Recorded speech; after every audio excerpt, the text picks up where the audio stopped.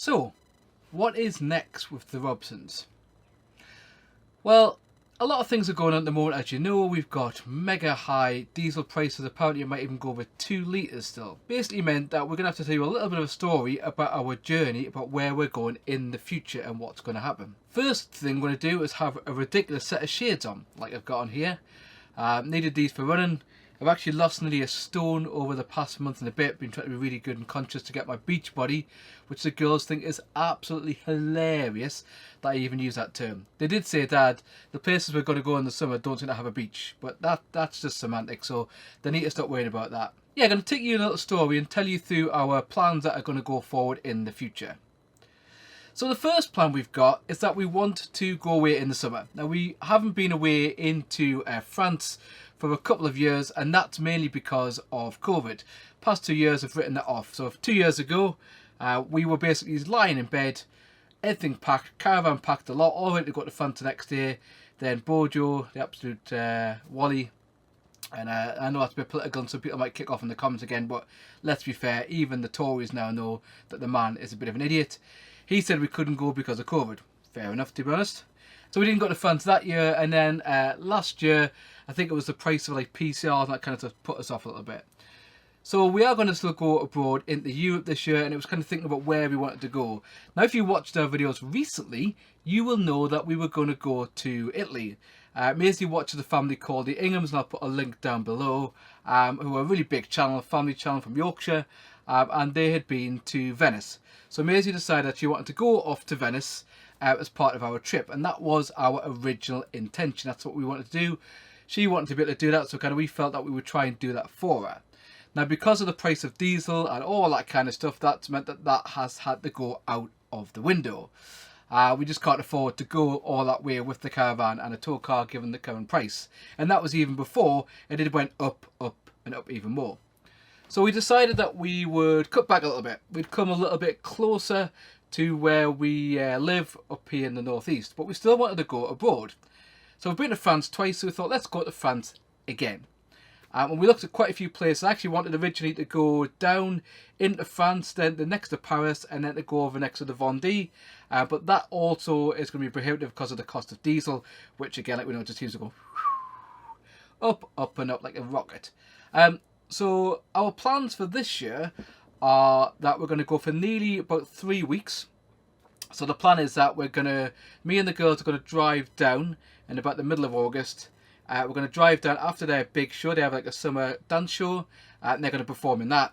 And then once we've done that, once we get into France, we're going to stay near Paris for 4 nights. And on the 3rd day, Lucy is going to join us there. She's going to fly into Charles de Gaulle Airport. We're going to go and pick her up. We're going to bring her back.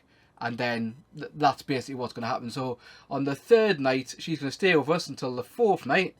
And then we're going to drive down to another campsite. Now, I can't remember what the other campsite's called. So like Linez, L-I-E-N-Z, I think it is. You can tell how well prepared this video is. And we're going to drive down to there. And I think off the top of my head, I think we're staying there for 7 or possibly 6 nights as our main site for the trip. We're then on the way back going to drive above Paris. And we're going to stop at another site, but we can't decide where we're going to stop quite yet. We've got 2 sites in mind. One's a bit more expensive and one's a bit cheaper. It's looking over time that we're leaning towards that kind of cheaper site just because of the outgoings and the amount of money it's costing us, which is, you know, a fair stack at the moment. Now, we are getting a pretty lucky deal. We're going to be away nearly 3 weeks, and at the moment, according to my calculation, depending on how much diesel goes up, we're currently looking at about £1,650 with the cheaper campsite. We're also quite lucky, or we might be lucky. I don't dare. It's one of the things where you think, actually, should I tempt fate and say that this is happening? Years ago, again, tell you another story, story part 2. I hope you haven't switched off yet. Years ago, where before we had Olivia, we had a Seat Toledo, but a brand new 64 plate Seat Toledo in black. Lovely. Nice big boot, great for 2 kids. And then, obviously, then Olivia came along, and that kind of changed the story. That's why we got a caravan. And we had the car for a couple of years, and because Olivia was coming on, we had to get rid of it. We sold it to my dad, who was really lucky, to be fair, really fortuitous for us, that he bought it off us at pretty reasonable price after we hadn't had it that long. However, I digress. That basically, one of the problems with Seat and VWs at the time was this whole cheat scandal. You might have heard about this, that basically VW, may or may not, because I don't want to get sued for this, may or may not have maybe pushed the boundaries with the original VW test. If you're enjoying this video, make sure to smash the like button, because it makes it look like we've got more likes. And this showed that the test that was done later showed that the MPG that was meant to be given out wasn't quite accurate, like by quite a bit, and also the fact that the amount of nitrous oxide, I think that's what you call it, were also given off an issue. Now, anyway, the reason I was telling the story like that was due to the fact that that meant that they were in the wrong. Now, in America, they've had to pay out for that quite substantially, and they paid out for it quite quickly because of the law there. In Europe, the VW group, or the VAG group, something a bit rude that, but anyway, the VAG group in Europe didn't want to pay out. They said that the laws were different, etc., etc. So I signed up one of these, I suppose a collective, that you call it, a collective sort of action against the company. And then the other week, about 4 weeks ago, the solicitors came back and said that you should be entitled to money, and VW are going to pay out for that. So if we're really lucky, and what I kind of really hope we are, then we should get more or less the money that we're paying for France to get back from the kind of legal thing. We're just waiting on that coming through. So we haven't booked, and the whole point of that story was we haven't booked one of the sites, and the reason for that is just because we're waiting to see if this money comes back, and if it does, we might go for like a nice site. If it doesn't, both sites are lovely, and then they're both decent sites. So get back to the story. It's about like Ross Noble, if you've ever seen him. He goes off on tangents quite often. I'm famed for that in school with the kids. So yeah, second site's going to be above Paris, and that's probably going to be pretty much us, and then we're going to go back into England. We do have one other site actually there on the way down. We're stopping one night at somewhere near Calais. If you've got any suggestions, put them down below.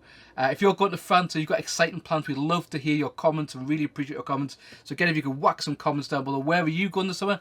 It doesn't matter if it's France. We just like to hear what people who follow us are doing in the summer and their exciting plans, and maybe we won't nick some of them next year. Yeah, the only things we have to do left, because I've booked another site last night. So I've got the one near Paris. Sorry, there's three, yeah. One near Paris, Lyonnaise, whatever it's called, one on the way back.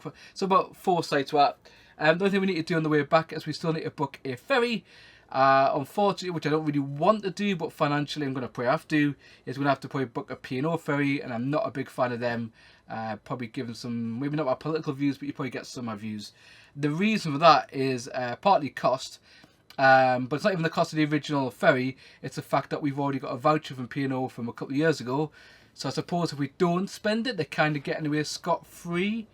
That's the right term. They're kind of getting away with it. So we are going to use the ferry, but we've got big intentions not to spend an absolute penny and give them any more money than we really need to, due to how horrifically they've treated their kind of staff.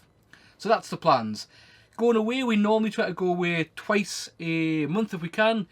Money wise, that's not really easy to do, and secondly, the girls still do lots of dancing, and that does cause a few discussions about them doing dancing as much, but they love dancing. It's really good for them, so it's hard to get across. I mean, it does mean that this caravan does spend a lot of its time in storage. My other thoughts at the moment is the market.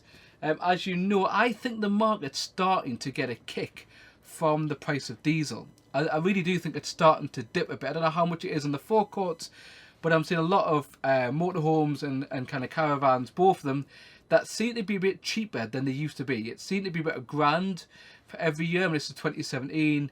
Dealers still charge about 20 grand, but you are starting to see some people are basically finding it hard to sell their vans, so they're starting to reduce the price, because people are only prepared to pay what they think it's worth. And I think because of the price of diesel, you then need a big car, it takes a lot of diesel to run, or even a big motorhome. People are starting to think that's what's going first. They need to get rid of something that's a luxury, and although we all love caravanning or motorhome, whatever you do, it is actually a luxury for us compared to other things. It brings brilliant benefits, we all know that. The girls have really loved it and continue to love it.